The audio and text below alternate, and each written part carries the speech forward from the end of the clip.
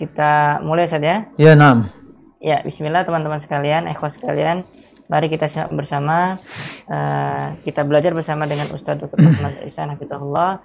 Semoga Allah memberikan taufik dan memberikan hidayahnya kepada kita semua untuk bisa mengamalkan apa yang akan Ustaz sampaikan kepada kita semua. Kepada Ustaz, falyatafaddal mashkuran ma'jura. Naam. Bismillahirrahmanirrahim. Assalamualaikum warahmatullahi wabarakatuh. Alhamdulillahi rabbil alamin. Wassalatu wassalamu ala ashrafil anbiya'i wal mursalin nabiyyina Muhammadin wa ala alihi wa sahbihi ajma'in wa man tabi'ahum bi ihsanin ila yaumiddin, amma ba'du. Alhamdulillah, puji dan syukur kita haturkan kehadirat Allah tabaraka wa ta'ala yang kembali memudahkan urusan kita di dalam mengikuti kajian-kajian ilmiah sebagai bekal kita menuju Allah tabaraka wa ta'ala. Dan nikmat-nikmat yang lain yang tentunya tidak terhitung banyaknya. Dalam kondisi pandemi ini kita alhamdulillah masih terus bisa beraktivitas, beribadah dan terus menambah iman dan keilmuan kita. Alhamdulillah. Salawat dan salam untuk Nabi yang mulia, Nabi Muhammad sallallahu alaihi wasallam. Ikhwatal iman, jamaah sekalian, kaum muslimin dan muslimat di mana saja antum berada, kita lanjutkan kembali kajian kita tentang kitab Ad-Da'u wad-Dawa karya Imam Ibnu Qayyim rahimahullah. Kitab yang mengupas tentang penyakit jiwa dan pengobatannya berdasarkan Al-Quran dan Sunnah. Pengobatannya sesuai dengan perspektif Al-Quran dan Sunnah. Dan kitab ini merupakan kitab yang sudah seyogyanya untuk dipelajari oleh setiap muslim agar memiliki bekal dalam mengarungi kehidupan dunia ini yang seringkali kita didominasi oleh jiwa yang selalu mengajak kepada kejahatan dan tentunya bekerja sama dengan syaitan yang akan selalu menjerumuskan manusia kepada jalan kemurkaan. Ikhwatal iman, para pemirsa rahimakumullah. Pada pembahasan perdana di pekan yang lewat itu kita menjelaskan tentang jalan ya, keselamatan, jalan untuk meraih ridha Allah tabaraka wa taala.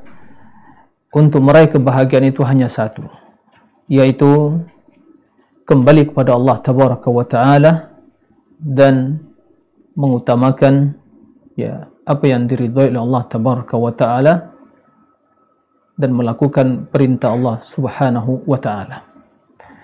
Kemudian Imam Ibnu Qayyim rahimahullah juga telah menjelaskan bahwa seorang hamba yang telah bersemi di hatinya kecintaan kepada Allah, maka sungguh dia tidak akan melakukan hal-hal yang dimurkai oleh Allah tabaraka wa taala. Karena Allah yang lebih dia cintai, Allah yang lebih dia agungkan, maka hendaknya kita memupuk ya kecintaan tersebut dalam diri kita, dan tentunya demikian itu akan mendatangkan kebahagiaan, ketenangan dan ketentraman batin dan jiwa kita. Kemudian Imam Ibnu Qayyim rahimahullah menjelaskan ya pembagian ya cinta atau sesuatu yang dicintai. Kata beliau, ya, sesuatu yang dicintai itu terbagi dua. Nah, sesuatu yang dicintai terbagi dua. Yang pertama adalah mahbubun li nafsihi, dan yang kedua mahbubun li ghairi. Mahbubun li nafsihi maksudnya adalah sesuatu yang dicintai karena zatnya, bukan karena yang lain. Ya, karena suatu tersebut. Nah, dicintai karena suatu tersebut. Memang suatu yang harus dicintai karena zatnya. Ya. Yang kedua adalah sesuatu yang dicintai li ghairihi, karena yang lain. Ya. Dicintai karena yang lain, bukan karena zatnya. Nah, kata beliau Imam Ibnu Qayyim rahimahullah, semua yang dicintai li ghairihi karena tujuan lain bukan karena zatnya, itu semuanya akan berakhir kepada ya, zat yang dicintai karena zatnya, suatu yang dicintai karena zatnya. Ya. Dan tidak diragukan bahwa sesuatu yang hanya dicintai karena zatnya adalah Khaliq al-Makhluq, Allah Tabaraka wa Ta'ala. Ya. Bahwa kecintaan kepada Allah Tabaraka wa Ta'ala merupakan sesuatu yang wajib, ya, karena kecintaan itu. Ya. Kemudian beliau menjelaskan bahwa semua yang dicintai, ya, selain Allah yang maha benar, ya, yang dicintai karena zatnya, maka semua hal itu mahbubun li ghairi, dicintai karena ada sesuatu yang lain. Jadi sesuatu yang hanya dicintai karena zatnya, karena dirinya, karena zatnya adalah Allah Tabaraka wa Ta'ala. Adapun selain Allah Tabaraka wa Ta'ala itu dicintai li ghairi, karena ada tujuan lain, karena ada sebab yang lain. Nah, walaysa syai'un yuhabbu li nafsi illa Allahu wahda. Tidak ada sesuatu pun, ya, tidak ada sesuatu yang dicintai karena zatnya, karena dirinya selain dari Allah Tabaraka wa Ta'ala. Adapun selain Allah Tabaraka wa Ta'ala, hal itu dicintai, ya, kena mengikuti, ya, kena kecintaan kepada Allah. Sesuatu yang dicintai karena Allah itu disebabkan kecintaan kita kepada Allah Tabaraka wa Ta'ala. Mencintai malaikat adalah bagian dari kecintaan kepada Allah. Mencintai para nabi, orang-orang soleh, ya, semua hal itu adalah bagian dari kecintaan kepada Allah, atau dengan ungkapan lain adalah konsekuensi, ya, dari kecintaan kepada Allah Tabaraka wa Ta'ala.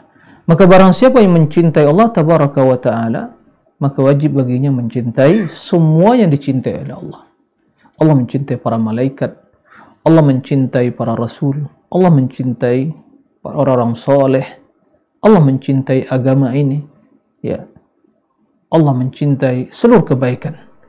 Maka kecintaan kita kepada sesuatu yang baik itu merupakan bagian dari kecintaan kita kepada Allah, karena Allah yang mencintai hal itu dan memerintahkan kita untuk mencintainya. Ikhwatal iman, para pemirsa di mana saja antum berada dan jamaah sekalian rahimakumullah.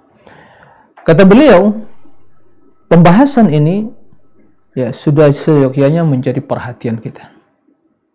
Yajibu al-i'tina, al-ihtimam, kata beliau. Karena inilah yang membedakan, ya, antara kecintaan yang bermanfaat dan kecintaan yang tidak bermanfaat, bahkan akan mendatangkan kemudaratan. Kalau kita berbicara tentang masalah istilah cinta, ungkapan cinta, semua orang, ya, cinta untuk mengungkapkan kecintaan, senang untuk mengungkapkan kecintaan, ya, dengan berbagai persepsi, ya, penafsiran dan hakikat kecintaan yang dirasakan atau yang diutarakan atau diungkapkan. Tapi sesungguhnya kecintaan yang tulus, ya, kata Imam Ibnu Qayyim rahimahullah, apa yang diutarakan tadi, kecintaan kepada Allah yang konsekuensinya adalah mencintai semua apa yang dicintai oleh Allah. Kenapa kita mencintai agama Islam ini? Karena Allah mencintai agama, meridainya, menyempurnakannya. Kenapa kita mencintai Rasul? Karena Allah mencintainya dan memerintahkannya. Kenapa kita mencintai orang-orang soleh, para wali Allah, terutama para sahabat Rasul sallallahu alaihi wasallam dan para imam-imam ahli sunnah? Karena mereka adalah orang-orang pilihan Allah yang mereka mencintai Allah, Allah cinta kepada mereka. Kenapa kita mencintai kebaikan? Karena Allah Subhanahu wa Ta'ala mencintai hal itu. Maka konsekuensi dari cinta kepada Allah adalah kecintaan kepada seluruh yang dicintai oleh Allah Tabaraka wa Ta'ala. Kemudian Imam Ibnu Qayyim melanjutkan, ya, tidak ada, ya, sesuatu yang dicintai karena zatnya, ya, selain dari Allah Tabaraka wa Ta'ala. Ini perlu kita pahami. Tidak ada sesuatu yang dicintai karena zatnya, bukan karena unsur lain, bukan karena sebab lain. Kita mencintai Allah karena kecintaan tersebut merupakan sesuatu yang wajib, ya. Karena Allah Subhanahu wa Ta'ala yang memiliki seluruh kesempurnaan, ya. Kesempurnaan itu merupakan sifat zat Allah. Dan rububiyah, uluhiyah itu merupakan, ya, sifat atau yang menyertai diri Allah Tabaraka wa Ta'ala. Kekayaan merupakan sesuatu yang menyertai diri Allah, ya, kesempurnaan. Karena itu merupakan konsekuensi atau sesuatu keharusan yang ada pada diri Allah Tabaraka wa Ta'ala. Dengan demikian Allah yang berhak diibadati, Allah yang berhak diagungkan.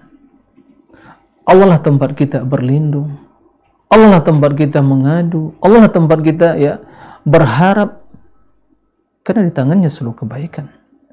Karena Allah yang maha kaya, Allah yang mengatur, Allah yang maha benar, yang berhak untuk diibadati. Allah Subhanahu wa Ta'ala yang memiliki semua kesempurnaan. Maka dialah yang dicintai karena zatnya. Nah, adapun, ya, selain Allah Tabaraka wa Ta'ala, maka yang demikian itu dicintai dan dibenci, ya, sesuai dengan kondisi sesuatu tersebut. Apakah sesuai dengan kecintaan Allah atau bertentangan dengan cinta kepada Allah. Maka kita mencintai sesuatu bila yang demikian itu sesuai dengan cinta kepada Allah. Kita membenci sesuatu bila yang demikian itu mendatangkan murka Allah atau menimbulkan murka Allah atau sesuatu yang dimurkai oleh Allah Tabaraka wa Ta'ala. Nah, sesuai dengan kondisi tadi, begitu juga akan terjadi perbedaan dalam tingkat kecintaan tadi. Inilah sesungguhnya yang dikenal dengan al-wala wal bara', kecintaan dan kebencian. Ikhwatal iman, para ustaz rahimakumullah. Maka sesuatu yang paling bertentangan dengan kecintaan kepada Allah atau sesuatu yang akan mendatangkan kemurkaan kepada Allah, maka tentu sesuatu tersebut yang paling dicintai, dan sesuatu yang mendatangkan kemurkaan tersebut tentu sesuatu yang paling dibenci. Maka sesuai dengan tingkat kecintaan dan juga besar, ya, kejahatan atau sesuatu yang dibenci oleh Allah Tabaraka wa Ta'ala. Kemudian Imam Ibnu Qayyim menjelaskan, fahadha mizanun adilun yuzanu bihi muwafaqatur rabbi wa mukhalafatuh wa muwalatuhu wa muadatuhu. Kata beliau, inilah timbangan neraca keadilan. Dan dengan timbangan tersebut kita akan menimbang untuk mengetahui apakah seseorang sesuai dengan Allah Rabb atau menyelisihinya. Enggak ada timbangan lain. Kita dalam hidup ini yang, ya, seringkali dan setiap hari kita berinteraksi, ya, kita bermuamalah, kita menjalani hidup ini. Ada orang yang senang, ada yang suka, ya, ada dalam kenikmatan, dalam kesengsaraan, ya. Ada orang mengatakan dia katanya cinta atau bahagia, tapi ada yang mengatakan dia sengsara. Tapi ada orang yang mengatakan dia cinta dan sengsara, bahagia, tapi dia pada sesungguhnya dia sengsara, bukan orang yang bahagia. Bermacam kondisi kehidupan manusia yang kita jalani, kita alami dalam hidup ini. Tapi bagaimana kita mengetahui dan bagaimana kita membedakan, ya, kecintaan yang tulus sesungguhnya kepada Allah, atau juga apakah seorang itu sesuai dan cocok dengan apa yang diinginkan oleh Allah? Apakah seorang itu mencintai Allah atau memusuhi Allah Tabaraka wa Ta'ala? Bagaimana kita bisa melihat? Bagaimana kita bisa mengukur dan mengetahuinya? Kata Imam Ibnu Qayyim bahwa mizanul adl, neraca keadilan untuk menimbang ya kondisi seseorang, apakah dia sesuai dengan Allah atau menyelisih Allah, apakah dia cinta kepada Allah atau memusuhi Allah, maka tiada lain kecuali dilihat dari ketulusan cintanya. Kalau dia mencintai sesuatu karena Allah mencintainya dan membenci sesuatu karena Allah membenci hal itu, maka inilah sesungguhnya ya hamba yang betul-betul sesuai dengan apa yang diinginkan dan dicintai oleh Allah. Dialah wali Allah. Adapun bila dia mengatakan saya cinta kepada Allah, wali Allah, tapi dia melaksanakan sesuatu yang dibenci oleh Allah dan meninggalkan sesuatu yang dicintai oleh Allah, atau memusuhi sesuatu yang dicintai oleh Allah, atau mencintai sesuatu yang dimusuhi oleh Allah, atau yang memusuhi Allah, maka itu adalah ya merupakan pernyataan yang dusta, pernyataan yang bohong, yang tidak tulus dalam kecintaan, dusta dalam makna cinta, dalam ungkapan cinta. Nah, oleh karena itu kata Imam Ibnu Qayyim, fa idza ra'ayna syakhsan yuhibbu ma yakrahu rabbuh, apabila kita melihat seseorang mencintai sesuatu yang dibenci oleh Allah, atau dia wa yakrahu ma yuhibbu, atau membenci sesuatu yang dicintai oleh Allah, maka alimna, kita ketahui, anna fihi min muadati bihasbi dzalik, bahwa pada dirinya ada ya kebencian, permusuhan kepada Allah sesuai dengan perilaku atau sikap dia tadi. Ya. Wa idza ra'ayna syakhs yuhibbu ma yuhibbu Allah, apabila kita melihat seorang mencintai apa yang dicintai oleh Allah, wa yakrahu ma yakrahu, dan membenci sesuatu yang dibenci oleh Allah.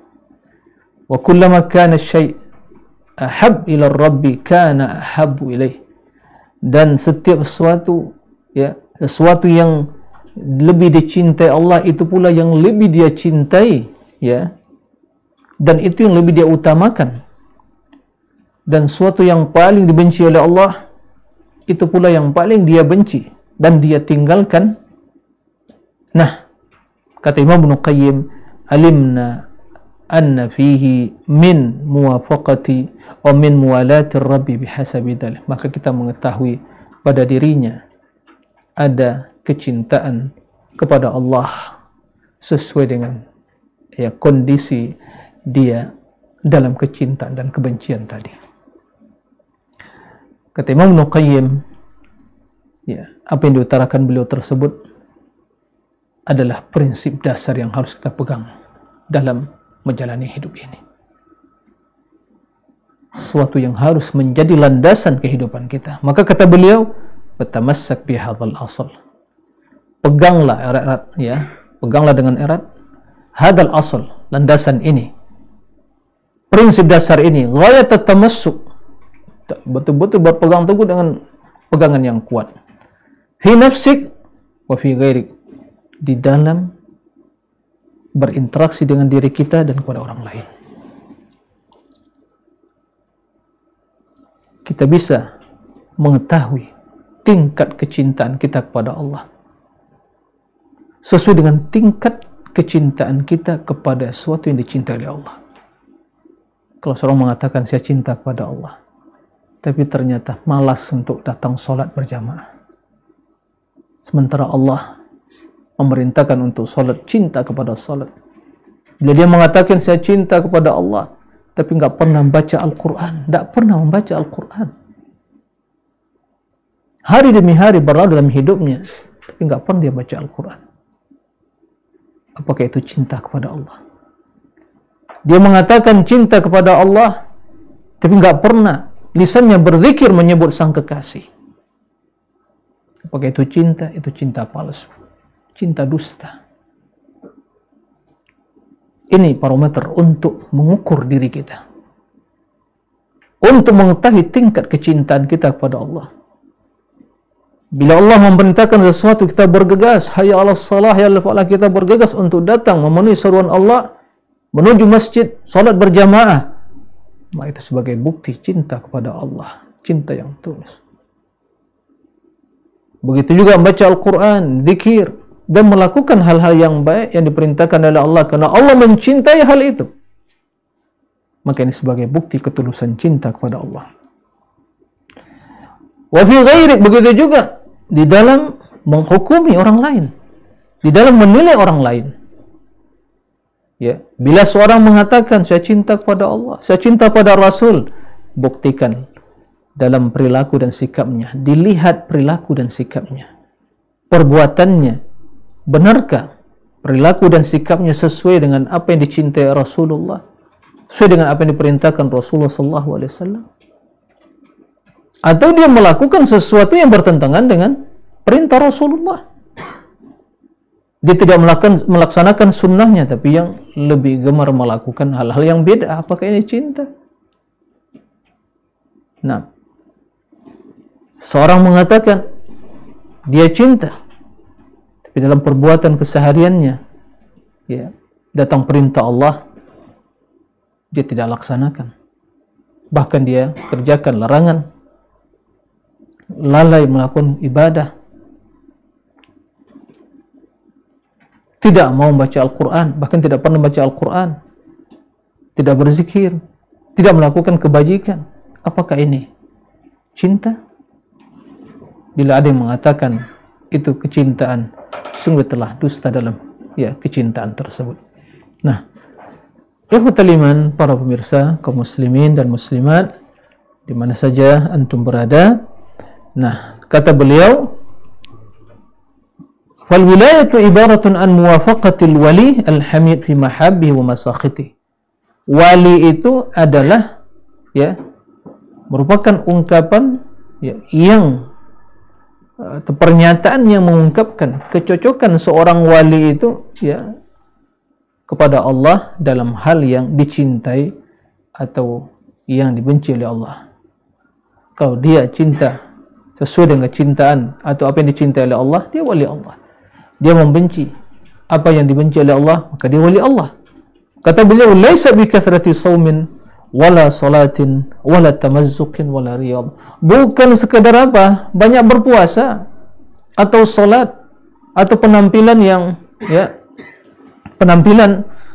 mungkin pakaian jompang-camping, atau dia kelihatan tampilan dan casingnya semangat ibadah, tapi dilihat sejauh mana kecocokan dia, kecintaan dia kepada suatu yang dicintai oleh Allah atau benci kepada suatu yang dibenci oleh Allah tabaraka wa ta'ala. Ikhwatal iman, para pemirsa di mana saja antum berada, jamaah sekalian rahimakumullah. Itulah pembagian sesuatu yang dicintai. Ada sesuatu yang dicintai karena zatnya, ada sesuatu yang dicintai karena sesuatu yang lain. Maka semua atau selain Allah itu dicintai karena ada sesuatu, ada sebab. Adapun cinta kepada Allah merupakan suatu kewajiban yang dicintai karena zatnya. Kita mencintai Allah tabaraka wa ta'ala karena zat Allah yang maha kaya, yang maha sempurna, yang rububiyah merupakan sifatnya, kekayaan yang merupakan sifatnya, yang menyertai zatnya, dan ilahiyah yang merupakan sifat bagi Allah tabaraka wa ta'ala. Maka mari kita introspeksi diri, bagaimana kecintaan kita kepada Allah. Nah, mudah-mudahan ini bermanfaat dan semoga ini menjadi pelajaran bagi kita semua dan renungan kita di dalam membuktikan hakikat cinta kita kepada Allah tabaraka wa ta'ala. Yang diharapkan dengan hal seperti itu, kita akan lebih mudah untuk meninggalkan hal-hal yang diharamkan oleh Allah atau membendung kita dari terjerumus ke dalam perkara-perkara yang haram, syubhat atau maksiat. Demikian, mudah-mudahan bermanfaat. Allahumma amin. Nah, masih tersisa waktu, insyaallah kita gunakan untuk bertanya jawab. Nah, barakallahu fikum jami'an.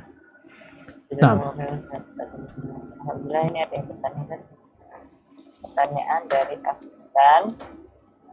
Beliau berkata, Assalamualaikum Ustaz, apabila kita beribadah kepada Allah harus disertai dengan rasa takut, harap dan cinta. Apabila seseorang beribadah misalkan merutinkan sholat sunnah duha dengan motivasi lainnya, seperti agar urusan dunianya dipermudah, atau seperti ini menodai kesempurnaan atau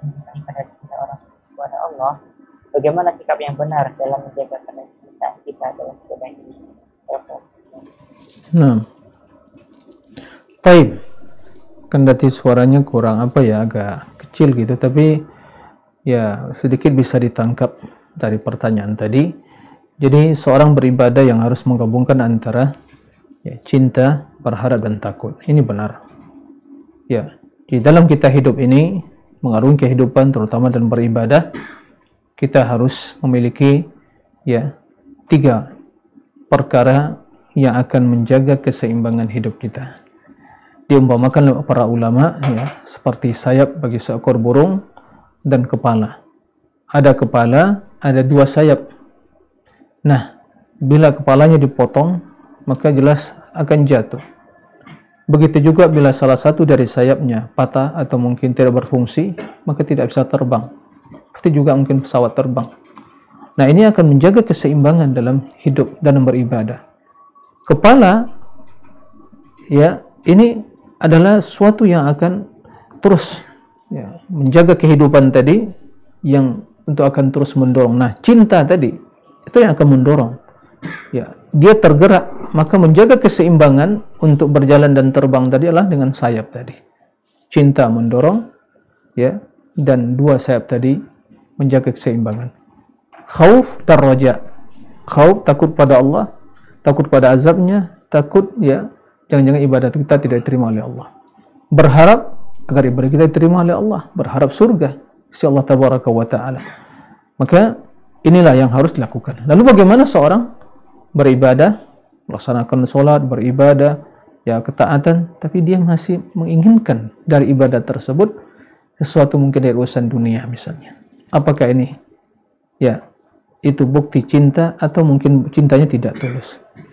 Ketahuilah, jika dia beribadah yang tujuan utamanya adalah mengharapkan ridha Allah penuh dengan cintaan, berharap dan rasa takut, ini sebagai bukti dia tulus cinta kepada Allah.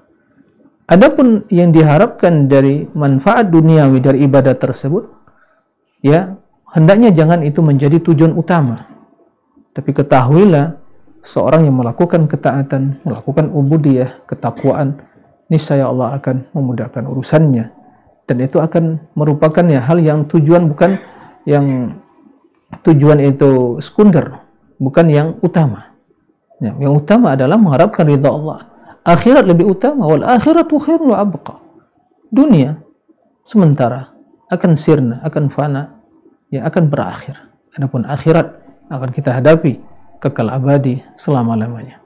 Jadi itu yang harus perhatikan di dalam kita beribadah sebagai bukti ketulusan cinta kepada Allah tabaraka wa taala. Demikian, wallahu a'lam. Apakah ikhwah sekalian ada yang ingin bertanya langsung kepada Ustaz? Silakan angkat tangan kalau ingin bertanya langsung.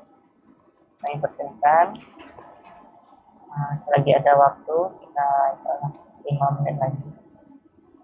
Nah, untuk chat, dari chat nggak ada. Kalau ada yang bertanya, atau Ustaz ingin memberikan pertanyaan kepada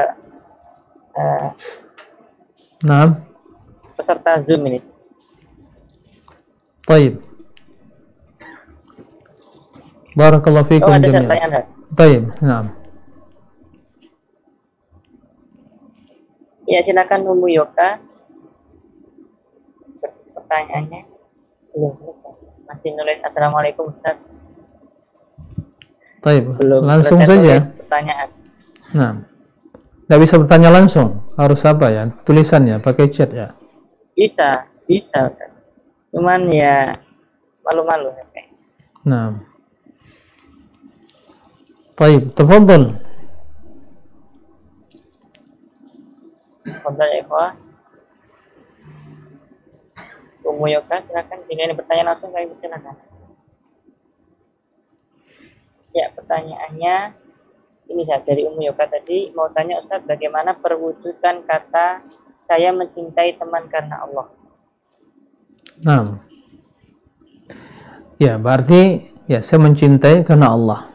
Memang beliau juga akan menyebutkan pembagian cinta itu ada mencintai Allah, mencintai karena Allah, ya, mencintai bersama Allah.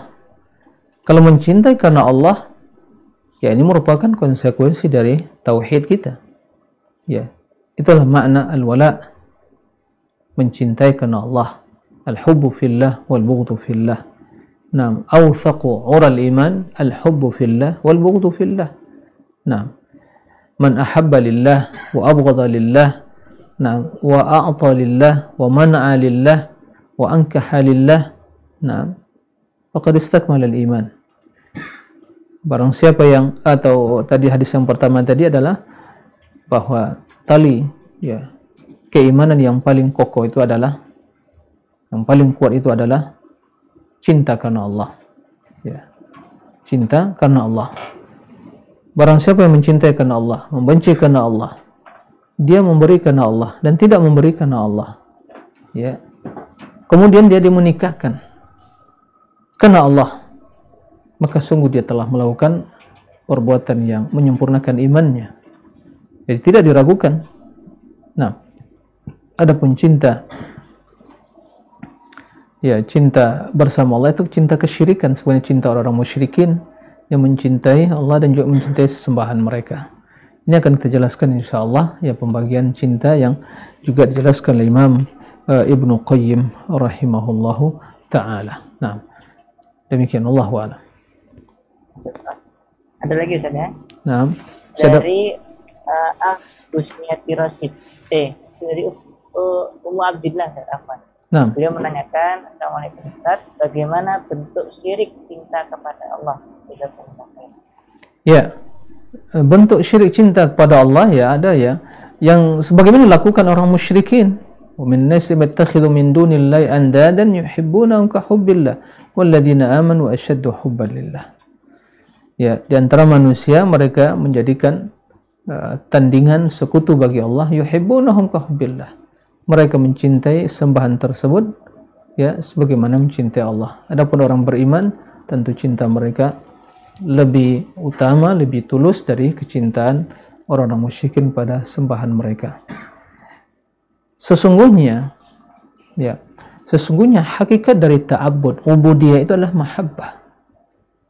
Jadi at-ta'alluh, at-ta'abbud itu, kenapa dikatakan uluhiyah dari aliha ya'lahu ta'allaha al-qalb, yaitu mencintai. Maka hakikat dari ibadah adalah kecintaan sesungguhnya. Kecintaan yang disertai dengan apa? Tunduk kepada sesuatu yang dicintai. Itulah cinta ibadah yang tidak boleh diselewengkan, diberikan pada selain Allah.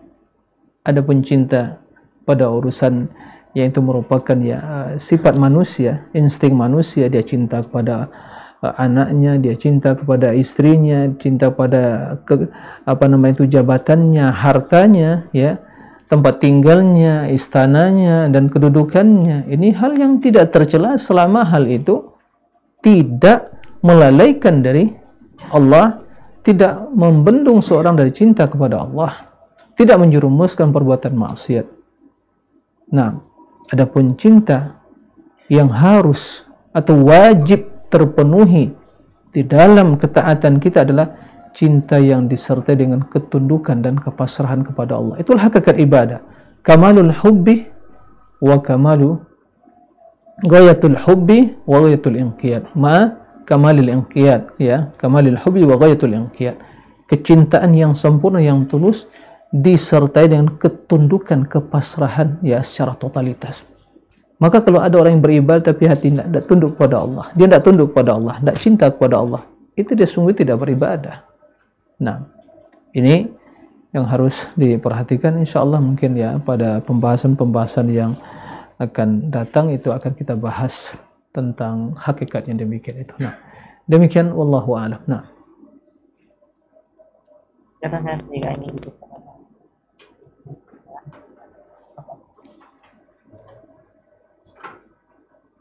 Silakan Ustaz, kita akhiri, mungkin Ustaz ingin menutup. Baik. Ya, terima kasih kepada ikhwah sekalian, para pemirsa dan jamaah sekalian yang mengikuti kajian, ya, tentang tazkiyatun nufus ini. yang kita sadu dari kitab Ibnu Qayyim Ad-Da'u wad-Dawa, ya, penyakit dan obatnya. Kita berharap semoga Allah Subhanahu wa taala senantiasa menjaga kita semua, mengobati penyakit jiwa kita, hati kita, sehingga menjadi hati yang tulus, hati yang selamat, hati yang suci, yang akan mendatangkan keberuntungan bagi kita dunia dan akhirat. Qad aflaha man zakkaha wa qad aflaha man tazakka. Nah, telah beruntung orang yang mensucikan jiwanya, dan juga beruntung orang-orang yang telah suci jiwanya. Nah, kendati demikian, dalam kondisi sekarang ini juga kita menghimbau kaum muslimin di mana saja berada, mari kita bersama-sama terus, ya, mengindahkan, memperhatikan, mengikuti, ya, protokol kesehatan demi kemaslahatan kita semua, ya, sebab kita memperhatikan dan mendengar, ya, bahwa, ya, kondisi sekarang ini belum normal, bahkan semakin bertambah, ya, penularannya. Maka ini semua menuntut kebersamaan, kerjasama, dan kesadaran masyarakat untuk selalu mengindahkan aturan-aturan atau protokol kesehatan yang telah disampaikan, yang telah diberikan oleh pemerintah atau juga, ya, pihak medis. Oleh karena itu, jangan kita ngeyel, jangan, ya, egois, jangan kita, ya, tidak perhatian, ya, tapi kita semua dituntut untuk menjaga diri, ikuti, ya, aturan kesehatan, protokol kesehatan. Mudah-mudahan Allah Subhanahu wa taala menjaga kita semua. Demikian, mudah-mudahan bermanfaat. Kepada Allah kita mohon ampun dan kita senantiasa mohon perlindungan kepadanya. Kita berharap semua kita selalu dalam keadaan sehat walafiat, dan semua Allah mengangkat, ya, COVID-19 ini, corona ini, ya, segera dari bumi Nusantara kita dan dari alam semesta ini, sehingga manusia dalam keadaan normal bisa beraktivitas seperti sedia kala. Nah, Allahumma amin.